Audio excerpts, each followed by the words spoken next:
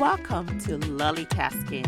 I invite you to join me and other amazing and inspiring women discussing our passion, work, discovering our purpose, interesting topics, and how we seem to have it all together. I hope we can motivate you and show you you can do it too, with some planning, a little bit of balance, and a dash of determination. This is LollieTasking. Hello, LollieTaskers. I am your host, Dr. Lola, and I'm very excited to have on this monthly series, AfroPolitan Health on LollieTasking. As you guys know, on this episode, we dedicate the entirety of the show to a health topic in the spirit of renewing our body. My hope is by the end of the show, we would have educated you, empowered you, and motivated you to take action on your health. So, today's show is actually dedicated to gut health and the prevention of colon cancer. So, why is this important? Colon cancer is the third most common cancer among African Americans, and African Americans have 20% higher chance of being diagnosed with colon cancer and are more likely than other groups to die from colon cancer. When screened properly, colon cancer is actually about upwards to 90% preventable. This episode is specially dedicated to Chadwick Boseman, an amazing actor who passed away recently from colon cancer too soon. May his soul rest in peace. I am honored to have with me my dear friend, Dr.Temi Foster, to discuss this very important topic. Dr. Foster is a gastroenterologist. For those of you guys who don't know, that's the gut and bowel doctors, and is blessed with an amazing daughter. She practices in Atlanta. And with that being said, welcome, Dr. Foster, to LollieTasking. Yay! Hello.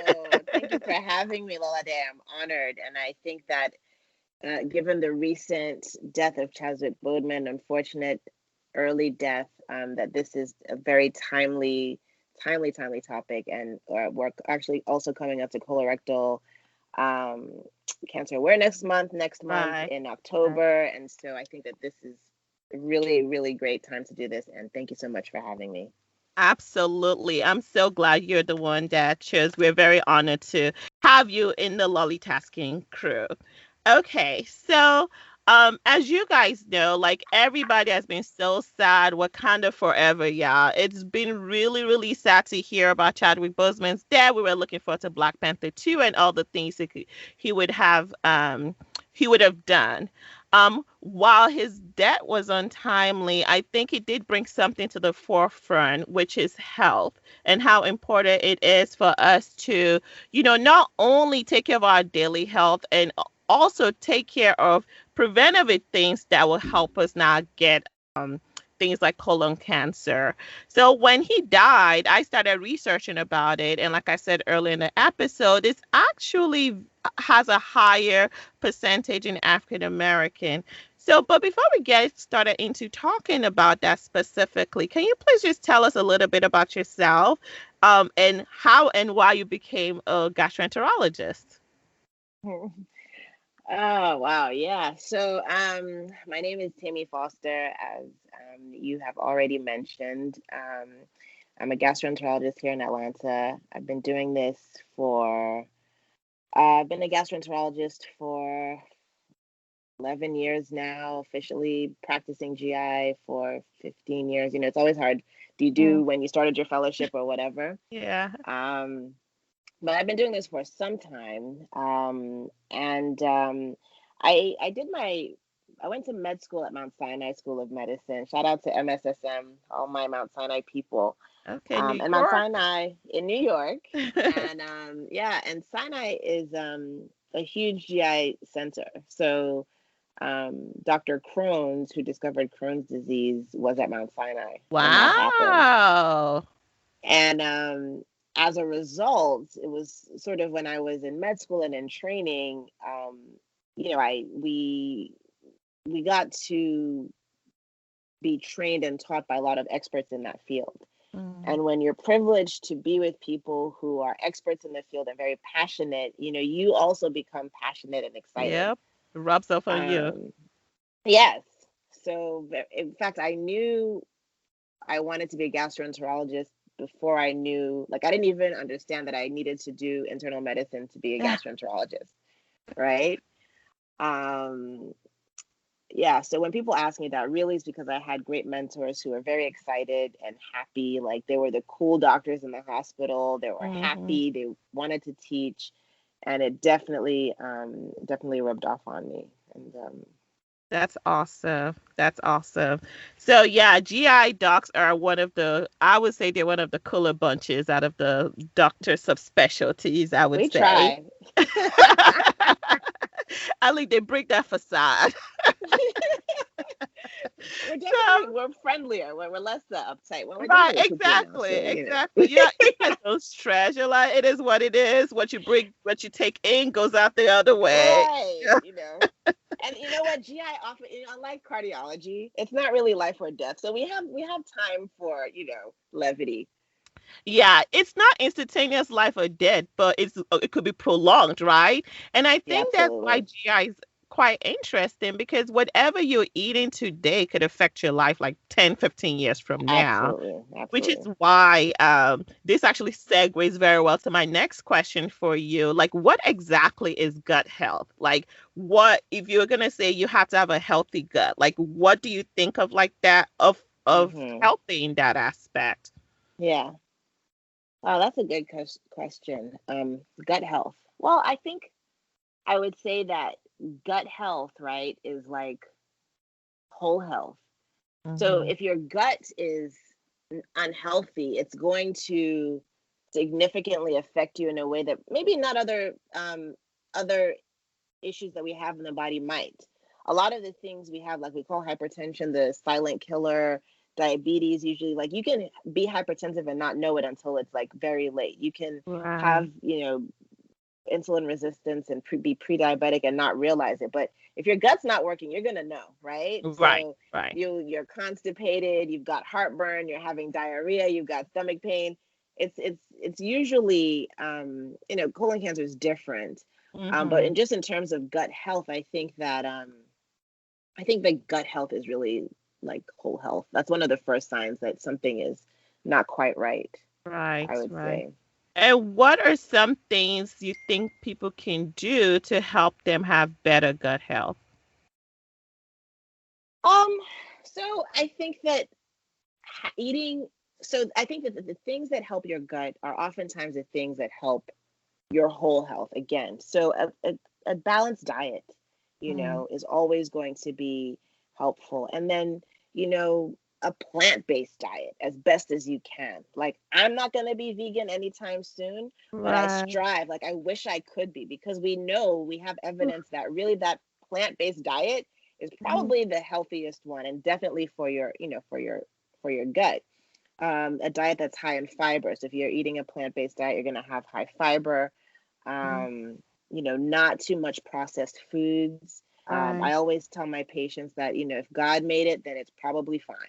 If it came out Mm-hmm. of a factory, then it's probably We're not, not and we fine. want to limit it. It's true. It's because there are certain things that people ask me, like, before. I remember, and this is just as an aside, we were taught, when I think probably when I was in med school, and that, coffee was bad. Don't drink too much coffee, right? Right.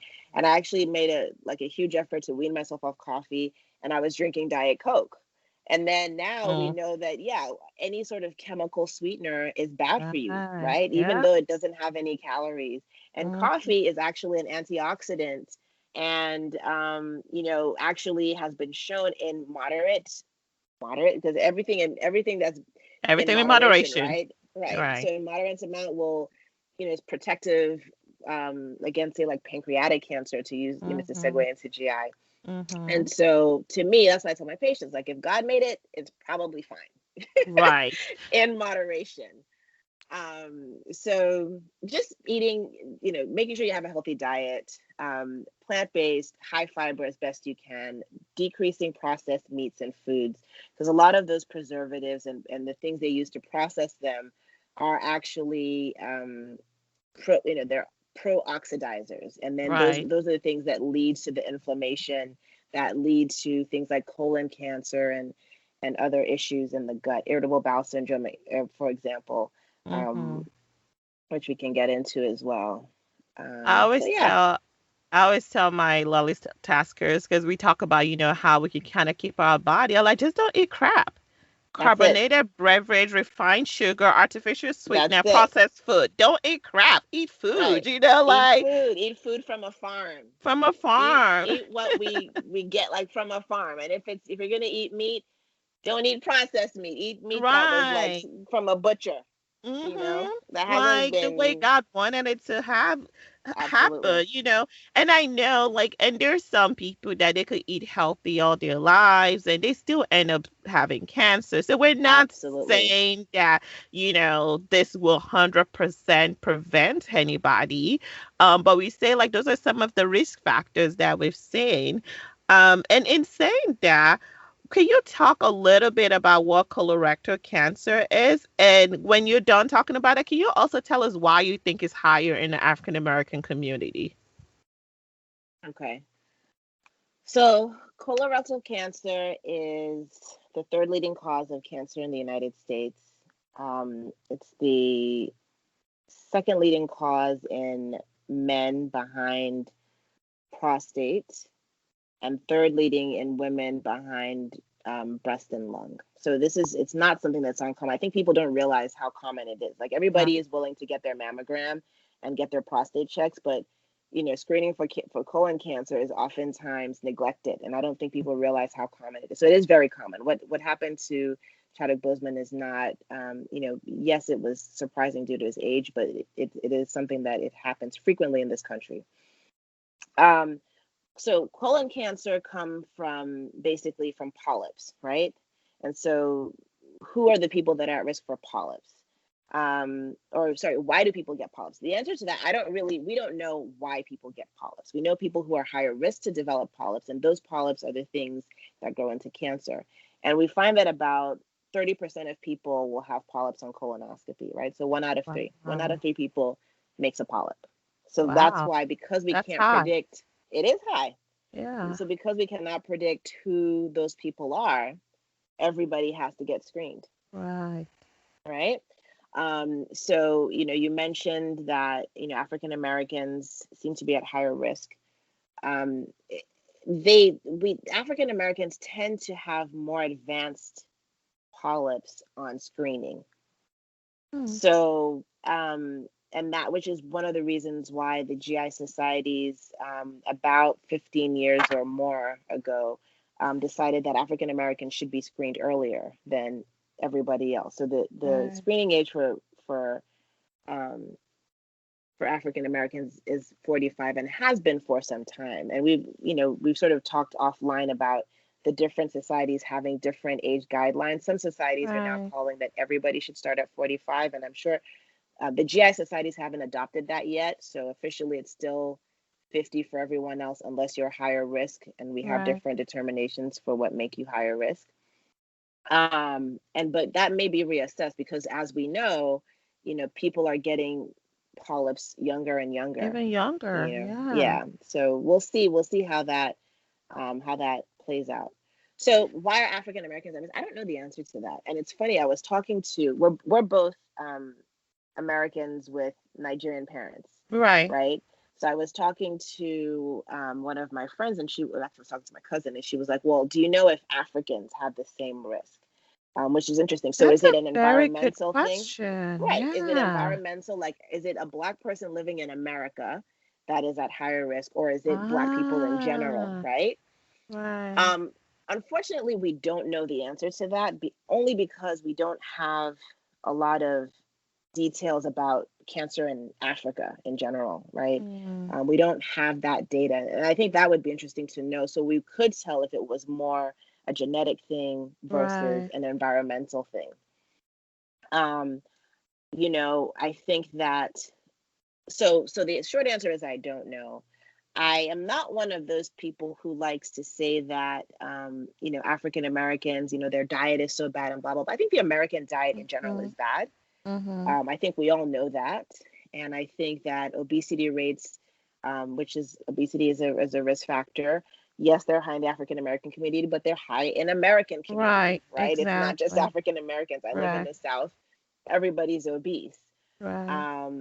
So the processed foods, all of that, I think is more of an American phenomenon. I think that, you know, so it's hard to say, but we know that being an African American is definitely a risk factor for having an advanced tumor on, like if you're likely to have it, it's more likely to be advanced in you than Yeah. somebody else, which is why we start looking sooner. I think it'll be very interesting to see if someone, Dr. Foster maybe, would do a research about that and see, the incidence of colon cancer in, like, let's say Nigeria. Yeah, And not just Nigeria, like maybe in Lagos, for example, where they probably have more westernized diet versus exactly. like in the Ijebo village Day. somewhere. Right, Right. exactly. Where where they eat a lot of farm stuff. I remember when Yeah, we went to Nigeria 2 years ago, my grandparents from my mom's side, they're from Ekiti, and we went to visit them. Everything literally was from the market, right. fresh, cooked. And I was like, this is healthy, like really Yes, good stuff. And absolutely. I wonder if that may play a part in it because I don't think the average African diet in America is different from the African American diet in America, No, to be honest.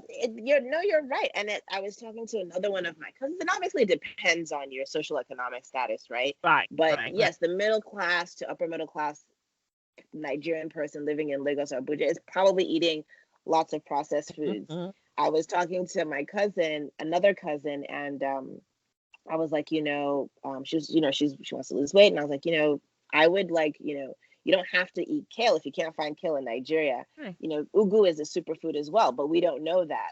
And she was like, Exactly. yeah, man, ugu. She was like, yeah, I just eat kale because it's easier to get from the supermarket than it is to go to the market to get ugu. And meanwhile, the kale's And I imported. bet Ugo is cheaper. I'm sure much cheaper because it's homegrown. So it's just so yeah. So that definitely, I think that the best study would be to get, um, some people from the village and see. But also, we could do the same thing over here. But again, because I live in the South, it's very interesting, and this is sort of a sidebar. I find that a lot of my African American patients are living much longer Interesting. than the Africans that I know. Again, this is another sort of sidebar, but it's like we have this impression that Black people in this country die younger and quicker and they have a low life expectancy. But I have so many patients who, you know, I'll have like a 65-year-old. Like initially when I started working here, I'd take my screening and it'd be like a rhetorical question. Oh, are your parents still alive? And then like I noticed that at least 30% of them, yep, my mom's 96, blah, blah, blah. And I'm like, Wow. I'm 40, early 40s. Both of my Right. parents are deceased. Both of my parents Right. were Nigerian living in Nigeria.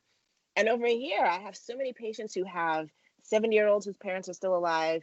I have a bunch of 90-year-old patients in really good health. So, and I don't know if the difference, because again, we're in the South, were they eating more farm to table?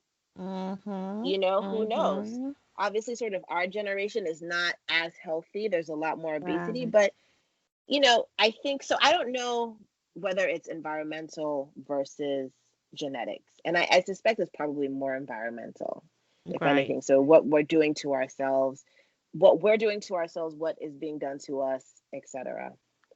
Yeah, like in researching this topic, when I was going, a lot of things I saw was like obesity. I'm like, man, obesity is like the culprit for everything, right? Because with obesity comes inflammation.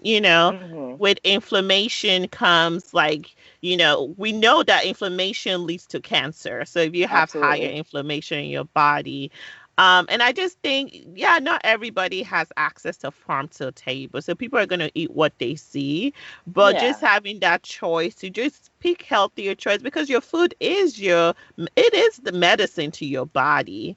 And if you start absolutely. seeing food as medicine, hopefully it would help. So I know we talked about earlier, like, testing. Colonoscopy is one of the key things you can do to like help Hmm. with to find this polyps earlier. But in Chadwick's Boswick part, he was actually younger. He died even Yeah. before he would have qualified for cancer screening. So what Yeah. do you say to young people who are like, I'm 35, but should I be screening? Like, what Yeah. should I be doing? So that question has come up a lot, and I honestly don't know how to answer it. In fact, Chadwick Boseman's death really threw me for a loop because it sort of puts everything kind of on top, on its head, right? Mm-hmm. But the thing is that, and I think that what we need to be careful of and is we don't know the circumstances. So I Right. don't know if he has a family history. That's I true. don't know if he has, if he had alarm symptoms. Had he been having rectal bleeding for 2 years and was being told, oh, it's probably just hemorrhoids, nothing to Mm-hmm. worry about. One of the things that I have started doing in my practice, and I've spoken to a few gastroenterologists, and they've started doing the same thing. Like, um, you know, when I have somebody who comes in rectal bleeding, even if it sounds just like hemorrhoids, I'm going to do a colonoscopy. Just to make And sure. part of the reason, just to be sure, and part of the reason I did that was because there was a time I was at a different facility, and I'd gotten called to see a patient who had rectal bleeding. It was a young patient. I think they were in their 30s, maybe mid 30s, and rectal bleeding. And I spoke to the patient, and it was like, yeah, it's bright red blood. It's when I'm straining. It was like textbook hemorrhoids. Classic. It was Yep. just classic hemorrhoids. And I Yeah. was just like, so I told the team, the patient was admitted. I was like, it's hemorrhoids, so no, we don't need a colonoscopy. But they insisted, and um, and I remember being angry. Like, why are they forcing me to do this? It's clearly just hemorrhoids. Whatever, Right. fine, I'll do the procedure. I did the procedure. It was hemorrhoids. However, this 30 something year old, 34, 35, had like a decent sized polyp.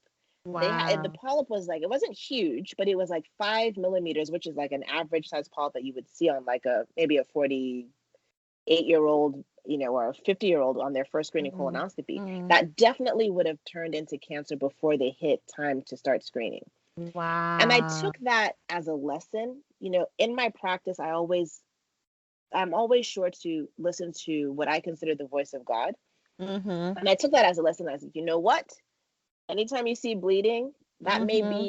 that may be me saying I want this person to get checked. Right. So whether Right. or not it sounds like it's hemorrhoids, and in this case it was the hemorrhoids that were bleeding, but there was something else that needed to get checked That actually saved his life, that saved that potentially. person's life. Yeah. So that is how I operate. So now when I have a patient, I tell them, I say, listen, this is probably hemorrhoids, but this is the lesson that I learned, 10 years ago. This is Mm-hmm. how I practice. I do believe that when we have these signs, it might be a reason to go in and take a look. And then we do it. Now, obviously, there's also a cost issue, and I discuss that with them. Right. A Right. lot of times, though, colonoscopies most insurance companies don't actually look at the age anymore. They'll just cover it, which is great. Mm. A That's few of awesome. them don't, and I tell them, this is what I'm recommending. You have to go Mm-hmm. and decide, if you really feel like it's hemorrhoids, then that's fine. Health is well. You got to invest in your Yeah, health. absolutely. Absolutely. So, No. but it's hard. A lot of my patients, or many of my patients, are on a fixed budget, whether they're, Mm-hmm. retired on Social Security, or if they're young, they haven't built up that wealth, Right. and they Right. have these high deductible plans. So it is, I always let them know that, you know, this is my suspicion, this is what I think, I think you should try to save up, or, whatever. Right. So, like, we don't know what symptoms he may or may not have, and rectal Right. bleeding is one of the most common sign. I remember from medical school, but back then they used to say any person over 50 with bleeding, it's colon cancer. Otherwise, but there are other signs that people don't think about too. What are some other signs people need to think about and not just poo-poo it and maybe talk to their doctor about maybe getting referred to a gastroenterologist to further look into it? Besides rectal bleeding, obviously. Yeah. So, you know, there aren't that many signs, like alarm signs of colon cancer. Rectal bleeding is Okay. definitely number one. Anemia is another one. Um, so in a non-menstruating woman or a man, the number one cause of iron deficiency anemia, and in the Western world, when it's not a diet issue, is bleeding from the gut. And so Mm, that bleed, slow bleed that you may not necessarily see with your eyes, but right. just a bleed that leads to this anemia. So sometimes it's things like ulcers, but it could also be a um, really big Paula. polyp that's sort of oozing, or a cancer. So anemia that's not explained. And for menstruating women, I always ask them, do you have heavy periods? If the answer is no, okay, then we're going to do a colonoscopy. Right. A lot of times I'll see women who are people will come in, they're anemic and they're on iron. I'm like, well, why are you anemic? I don't know. Well, we need to figure that out before we Right. just treat the Why? anemia, Not just treating it. Yeah. Yeah, Masking it. yeah, exactly. So anemia for sure. Abdominal pain is not really a symptom. And I have a lot of patients who come in, Really? no, it doesn't really. Abdominal pain is usually something else, right? By Okay. the time you're having abdominal pain from cancer or colon cancer, that's like a That's stage 4 bad. metastasized. Oh. Yeah, it's not going to be like something subtle that you would see on screening. What about So stool patterns? I was just about to say, so Okay. change in bowel habits, Okay. right? So you have been going, once a day like clockwork, all of a sudden you're going every 3 days. Mm, That could be a sign, and that should be investigated. Now, that's more for left-sided lesions, because on the left side, your stool is solid. I actually had a patient that I did recently who has a near obstructing lesion on the right side, and the hospitalist was asking me like, "Well, I'm so surprised he didn't have any symptoms." Well, because the stool on the right side is liquid, liquid. it Yeah. can be I mean, you can have a mass that's almost obstructed. As long as that liquid can sort of seep around it, you're not going to Mm-hmm. have symptoms. So, um, so that there are not that many symptoms that you can call on, which is why screening is super important. Oh, that's so Um, hard. And yeah. then I heard somewhere like African Americans usually have right-sided ones. Is that true, or did I make that up in my head? Maybe I did. No, that was no. That was sort of part of. You didn't make it up. That was sort of part of the reasoning. One of the rationales as to why we need to get started screening earlier. That said, it sort of early on in my career, when we were screening for colon cancer, the thought was that most of them were on the left side. Hmm. And so I don't know if you remember this, but there was a time when screening was just, you could do a flex sig, which Right, only looks at the left side of the colon, right? So right. it was a I flex remember sig that. every 5 years. Right. And then we sort of realized that no, actually there's stuff going on the right as well. So people need colonoscopies. In fact, we don't screen with just flex sigs anymore. So I think for everybody, um, for everybody, we're seeing more and more lesions on the left. Okay. Yeah. So I And don't like, know. how often should people be screening for colon cancer? Let's say they start at 45, like, and they're fine. How often should Hmm. they be screening?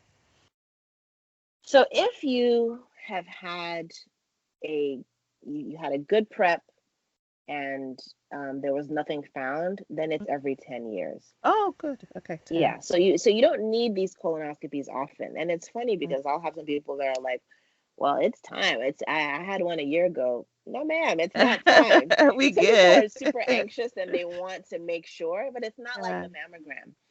Um, they some people get upset, like, well, how do you know? So we know the natural history of colon cancer. We don't know Mm, why, but we know how. And it takes a polyp about 10 years to go from like 1 millimeter to giant cancer, right? So if we don't find anything, then we're good in 10 years. If we right. do find a polyp, it could be 5 years, or it could be 3 years, depending on the number of polyps or how big that one polyp is. So and that is also keeping in mind that that's with a good prep. Sometimes if somebody comes in and their prep isn't great, and I'm very anal about my preps. Mm-hmm. If the prep is not great, I'm going to have you come back in a year, or I'll have you come back in 3 years because of that prep, because sometimes you can miss small polyps. And for our lolly taskers, can you explain to them what you mean by prep? Okay. So the worst part of the colonoscopy is not the actual procedure. It's the prep. The pre. It is the prep. So the prep is the day before your procedure where you have to clean yourself out. You're basically purging, Don't right? be at a party, guys. Yeah, you don't be at a party. Sit very close to the bathroom. There's a lot of fasting involved. So some preps, require you on a clear liquid diet for one day, the whole day. Not everybody can do that, but I always try to give people options. Ensure has a clear formulation, so you just go buy Ensure Clear. That way you won't be hungry. Okay. And so there's different preps on the market now. The sort of classic prep was Go Lightly, which was a gallon of salt water. So you can imagine drinking like a gallon of brine, and Oh, that's disgusting, right? But now there's newer preps. All of them still taste bad. I still tell my patients none of them taste good at this right. point. But there's lower volume, and so it's easier to get down. If there used to be a pill form that was on the market when I was in training, over 10 years ago, but that was causing people to go into renal failure. Oh, So we don't so want people are that. like, well, is there we don't want that. So people ask me, isn't there a pill? No, that pill was not good. Now Yeah, you don't want that one. I hear there is another pill on the horizon, but I will probably be slow to Yeah. embrace that. You know, I Just always tell stick my to the go patients, lightly, right? and that's the worst name actually, because you don't go lightly at all with it. You go a lot. You go a lot with it. Yeah. But it's I mean, a I nice don't use cleanse. Go Just think of Lightly. it as a cleanse. Just it's a Yeah, cleanse. it's a cleanse. I always tell my patients just push through. I don't use Go Lightly. I use one of the lower volume ones. Okay. Because it's less volume, people do it better, and so my preps are actually really good. Go Good. Lightly preps are not that great because people never finish the big Interesting. gallon. Yeah. Yeah, they're like this Yeah. too much. So Okay. So, I know we talked about, colonoscopy being the gold standard. Are there other options for people that don't want to do colonoscopy, or is that it? okay, so there are a couple of other screening tests and cancer detection tests, as I like to call them, on the market. There is what's called, well, there's a barium enema, which is, that's been around for a while, but that's painful, uncomfortable. You still need to prep. Mm. And then if they find anything, you Yeah, you need will to go then get need a a colonoscopy. So the only advantage at the time for doing the barium enema would be you don't have to be sedated, right? You're not going to miss out on the prep. Then Right. there's the CT colonography, which isn't, I don't even think that's offered in Atlanta. It's not as popular, though that is what President Obama got, which kind of annoyed me.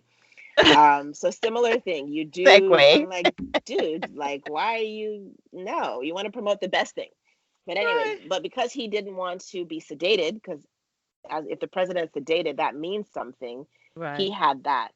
So he still had to prep. You still have to prep for it. So same as the barium enema, you still have to prep. And if there's any findings, you still need a colonoscopy. So that CT colonography will find polyps, decent sized small polyps. And Okay. then we have what are, I feel, being inaccurately described as screening tests, but are really cancer detection tests. And those are the stool tests where you check for blood.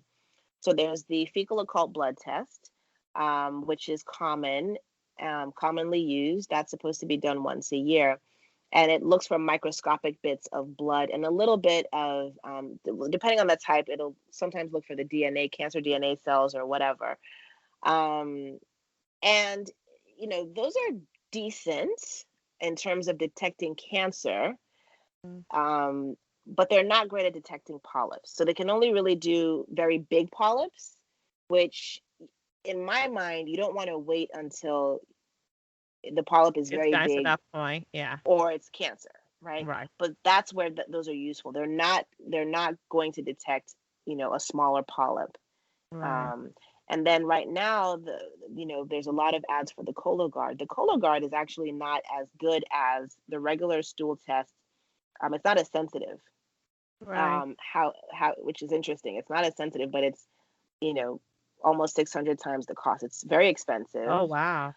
Yeah, it's not always covered. And again, if that Cologuard is positive, just in terms of insurance, well, you will still need a colonoscopy, but now you're not getting a screening test, which is covered, which is Right. free under your insurance. Now you're getting a diagnostic test, which is going to come out of your deductible. Mm-hmm. So I don't recommend that test for anybody who is a healthy adult, because I don't see any advantage to it. Right. It does have a high false positive rate, the Cologuard, about 20%. Mm-hmm. So now you have gotten this test, you're freaked out. Now you have to pay for your colonoscopy, where it would have Mm-hmm. been part of your screening preventative, coverage. So, I don't recommend it. Now, if there's somebody who is, you know, physically immobile, and just the act of going to the bathroom is like physically taxing. Right. A lot of my mental health patients, so I do have some patients who have like severe Alzheimer's. They live in Mm. personal care homes, or, they're cognitively impaired. Those type of patients, it's hard to just coordinate prepping. They don't understand Mm-hmm. why they're hungry, why they can't eat. That might be a better test for them. Right. Right. Or if you are so sick that the colonoscopy would be a high risk test for you, Mm-hmm. then I would say to do those tests. But if you're a healthy adult, there's no reason why you shouldn't just do the colonoscopy. And I think doing the other tests actually put you at a disadvantage if you are somebody who, ends up having polyps. Now, the other thing that a lot of primary care doctors, I feel like, miss or forget is that if somebody has a history of polyps, then you're not You supposed to do can't those do tests. any of those. Yeah. You need to come and get a colonoscopy. Right. Right. Right. Right. So, So if they've had a history of polyps and you take out those polyps, do you see them back in like 5 years or three yes, years? Just 3 or 5 like years. you said. Absolutely. Yes. And then if they have a family history, well, how does the screening differ? Is it still 45 years or do they have to No. come earlier? Well, sorry. It actually depends on who and when. So Okay. I'll have people who will come and say, well, my grandmother had colon cancer. Well, that doesn't At put you at 95. higher risk. Right. That doesn't put you at high risk. Or even if your parents had it at 95, that doesn't, you're still an average risk patient. It Okay. is a first degree relative with a history of cancer diagnosed before the age of 60. Okay. Now, and then for those people, you start 10 years before the diagnosis. So if they were diagnosed with cancer at 50, then you're going to get your first one at At 40. 40. Yep. Now, those are the guidelines. I will say that, like, if somebody comes in and their mom was diagnosed at 63 or 62, I might still treat them at high risk, because even though they were diagnosed at 63, they may have gotten it at 60, right? Right. Or like it could have been Um, like the advanced type at 62, which means they got their polyp 10 years before that. right. The other thing is, if someone had if someone had a large polyp. So let's say, so my mom actually had a large polyp at 50. How old was she? I think she was 53, and she had a 3 centimeter polyp. Mm. Um, I so I actually treated that, because if she hadn't gotten her colonoscopy at that age, she would Mm. have gotten colon cancer before the age of 60. So I Right. consider myself to be high risk, and I started screening at 40. I didn't have any polyps, but I will continue to screen myself as a high risk due to family Right. history.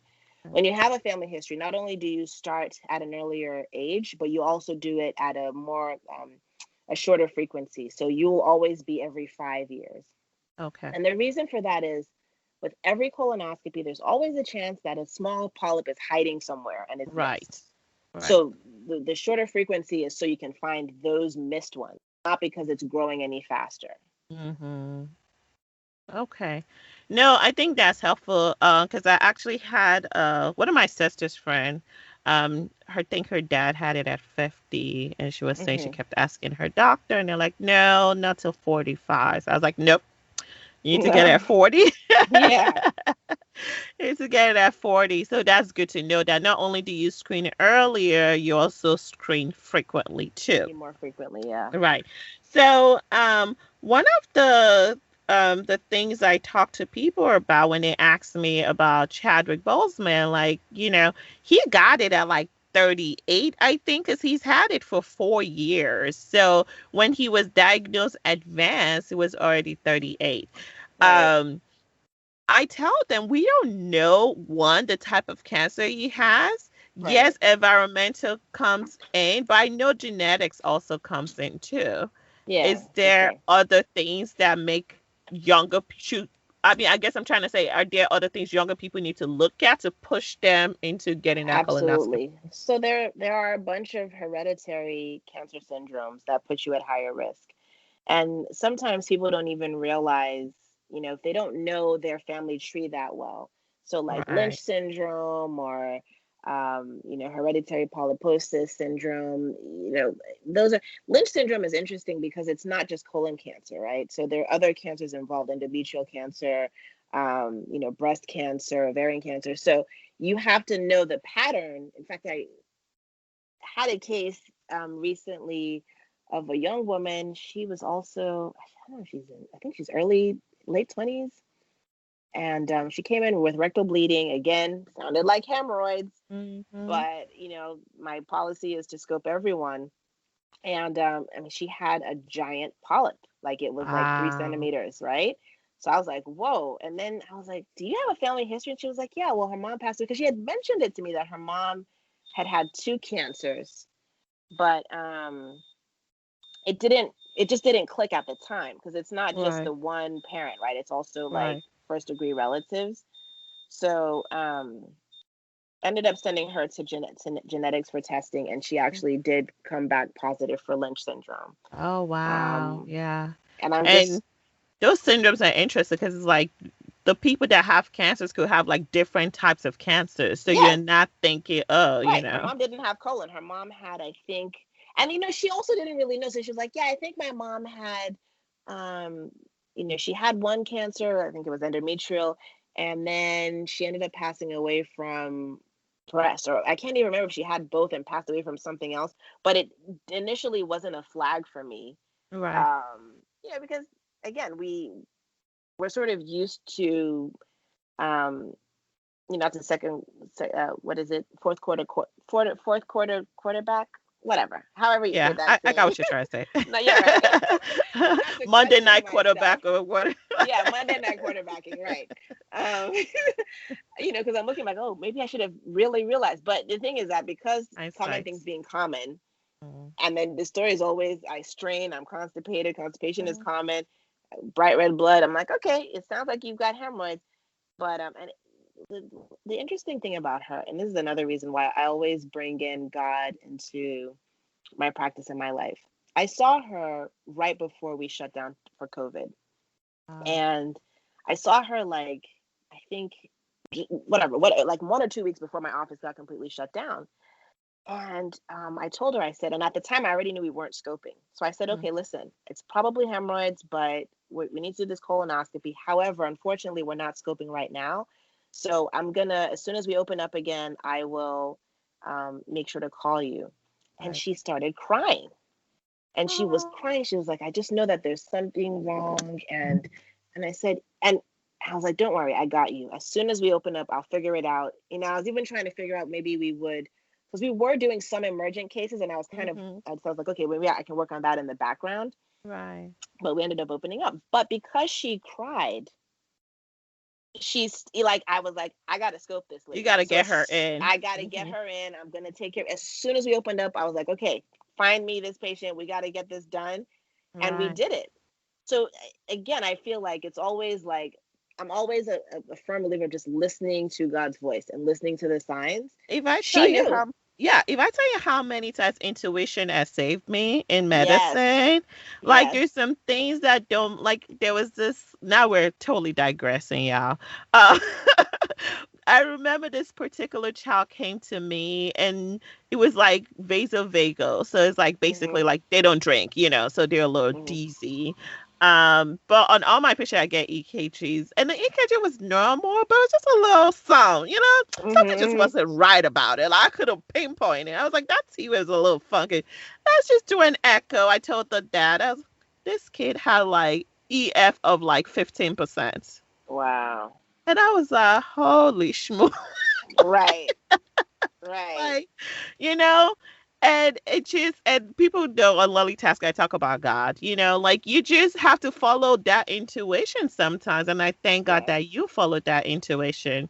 Yes. Um, Speaking of intuitions and talking about God, what are some things that people can do besides praying?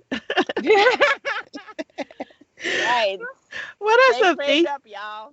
I know, stay prayed up, stay prayed up. I always say we don't know what's going on with us, but if God's with us, no one can be against us.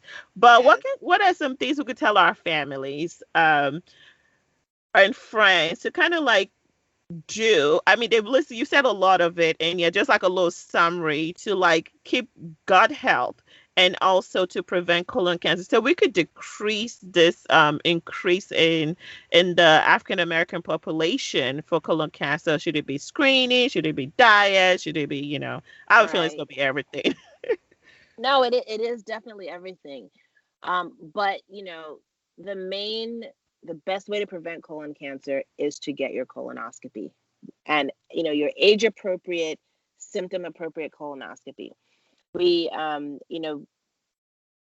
we've been discussing this in different forums, on Right. Facebook, whatever, doctor forums, and somebody posted, well, the best way to prevent colon cancer is diet. And I said, and I kind of pushed back and I said, no, it's getting your colonoscopy.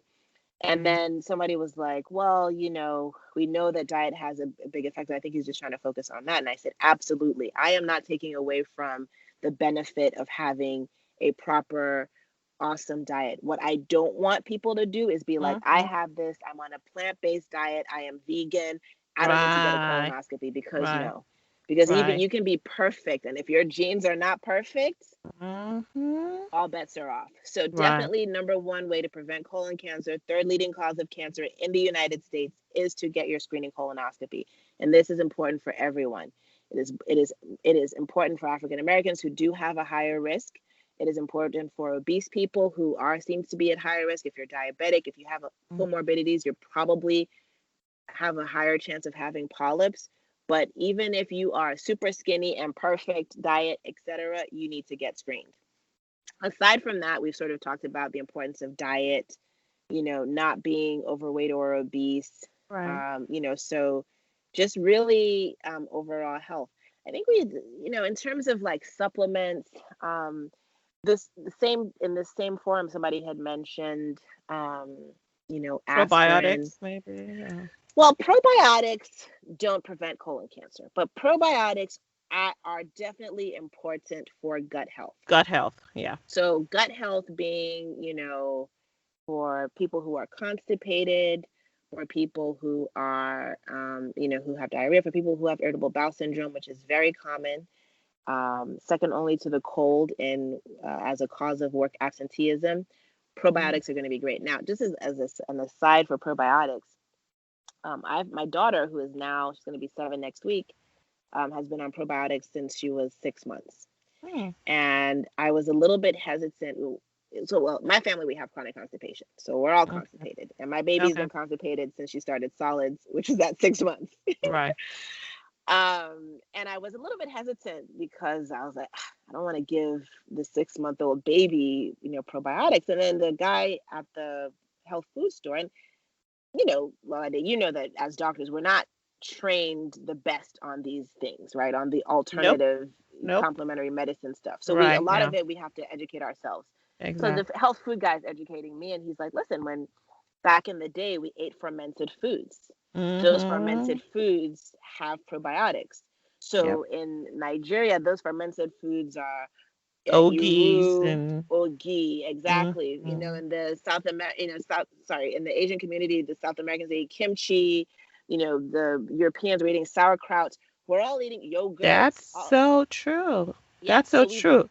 absolutely. So we've had these things that have been improving our gut health, but now we just eat processed foods. Now we Mm. take something from the freezer, microwave it, and it doesn't it doesn't have the probiotics that we need. That we need. So we got So we got to go searching for it now. so we got to go searching for it. And it's funny because I actually started her on it because for those who have breastfed or who have had babies, my daughter was a happy spitter. She would like spit up, and it was like, I was like, is this normal? So people talk about GERD, is it GERD? Right. And somebody said, well, maybe probiotics will help. Well, it didn't help with her spitting up. But all of a sudden I was like, "Ooh, it's helping with her constipation." Right. And Yay for she's that. yes. So she's been on probiotics since then. Speaking And of so constipation, this is an argument. Sorry to interrupt. This is yeah. an argument we have in the Toya family, the Toya Hmm. kingdom. How Okay. often should someone be going to the bathroom? Every day? So that is a great question. And the answer is that it varies. Um, the definition of constipation is based on frequency, but that frequency can be as much as 3 times a day to as little as 3 times a week. Okay. And the key is that is how difficult it is. So if you Right. go to the bathroom every day, but it still takes you 30 minutes to have a bowel movement or you have to strain, you're constipated. If you Mm, go every other day and you sit on the toilet and you go like that, you are right. not And constipated. you're good. Okay. Yeah. That's good to know. Because some people be shading other people. We're not going to say who, but oh my gosh, it has been so awesome talking to you, Dr. Foster, Tammy. But before we round up, like all Lolly Taskers know, like we ask all our guests this questions.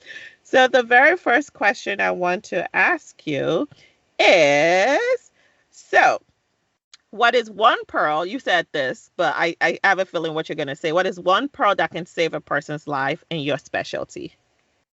Screening colonoscopy. Age Yeah. appropriate, symptom appropriate screening colonoscopy. Perfect. How do you balance your life? You talked about your daughter. Like, how do you balance your life as a physician mom? And you're saving lives, but your daughter needs your time too. How are you able to balance it? It's tough. It is definitely tough, but one of the things that I have no problem doing and try to do well is delegate. So I have somebody who does something like everybody has their tasks that they're helping me with. I have Hmm. well, not only am I, I'm a working mom, but I'm also a single mom. And so Hmm. that also takes sort of its toll because she doesn't have somebody else that she can go to when mommy's busy. Right. Right. So so it has been difficult at times, but I am just very clear about my boundaries at work. Hmm. If I need to, and I don't feel guilty about having to change my schedule if my daughter has her recital. Right. Obviously, if there's something important, I mean, there are many times that I will go from recital, during my lunch break to I'll move this patient down so I can make sure I can see my patients. There's a lot of that. But sometimes I just cancel it. Like if I look at Right. the schedule, everybody's fine. Okay, let's move them till next week. And my secretary will explain to them. So sorry, Dr. Foster has to do this or whatever. It's a balancing act. I try not to work too hard to be perfect at all things and just do my Hmm. best. I do my best, and that's all I can do. So there's times with her that she's unhappy because it was so funny. The last school, they had a school. I think it was a school concert, and I'm like finishing procedures, yelling at anesthesia, you got to get me out of here, you got to get me out of here, breaking speed limits to get there, to make it. And first thing Yuri says to me, "You're late, mommy." I'm like, You're like, I was child, like, you have no idea what it took for me to get here, but okay, you're right, I am late, I'll but I'm take it. here. I Right. caught the rest. So it's Right. okay, and that's okay. Like I'm not gonna beat myself up because I was late. I'm gonna congratulate myself because Exactly. I made it. So Oh, yeah. yeah, I mean, yeah, like the balancing act. I've been there. I've, uh, or like you go real quick, you make sure she sees you, and then you look at her and say, Right. "Oh, my next patient is about to hug you. See you later. I'll see you at home." All right. So, what's your favorite quote? My And it could be favorite, scriptures. um, I have a lot. Um, Of the first one that comes to mind is I okay. think the first one for me, the one that I live by, and well, there's two, but I'll go with Romans 8:31. If God is for us, who can be against us? Amen. Love that one. Yeah. So it's been really great. We could talk forever, but I'm sure our caterers are literally by the door waiting for us to be done. So thank you so much, Dr. Foster, and your insight on this wonderful, important topic. And I'm sure a lot of people are going to learn from you. So I appreciate you being here. But for our listeners, could you please tell them how they can get in touch with you? If they like, listen, Dr. Foster, she sounds cool. I need to go get my colonoscopy tomorrow. If you're in the Atlanta area, you can get to her. Can you tell people how to get a hold of you? Yeah, so in the Atlanta area, you can Google me, Temi Talk by Foster, and then you'll find my practice information. You can find me on my website, theatlantagi.com, so theatlantagi.com. My Instagram handle is theatlantagi.com as well. So Awesome, awesome, and I will put all those in the show notes. So we're gonna wrap this up. So, Lolly Taskers, I hope you've learned a lot. And if you are of age 45 or above, if you're African American, go ahead and schedule that colonoscopy. Not tomorrow, today. If you're listening to this at night, then put it on your to-do list for tomorrow. Okay. okay. So thank you, guys. Thank you so much for joining us for another inspiring episode of LollieTasking. Like I said earlier, we'll have all Dr. Foster's info in our show notes. And please contact us at www.lollietasking.com if you want to know anything or have any questions for us. You can also follow us at AfroPolitan Health on Instagram and at LollieTasker on Instagram as well. Till next time, as you guys know, remember, health is wealth. It's up to you to take charge of your health so you can achieve your full potential. Thanks for hanging out with us on another inspiring episode of LollieTasking. If you have any questions or topics you would like for us to discuss, please contact me via lollytasking.com, or better yet, you could just send me a direct message on Instagram at LollieTasker. If you've liked what you've heard today, what are you waiting on? Just go ahead and click that subscribe button, rate, and leave a great review on iTunes. And of course, do share with your friends. Till next time, this is LollieTasking.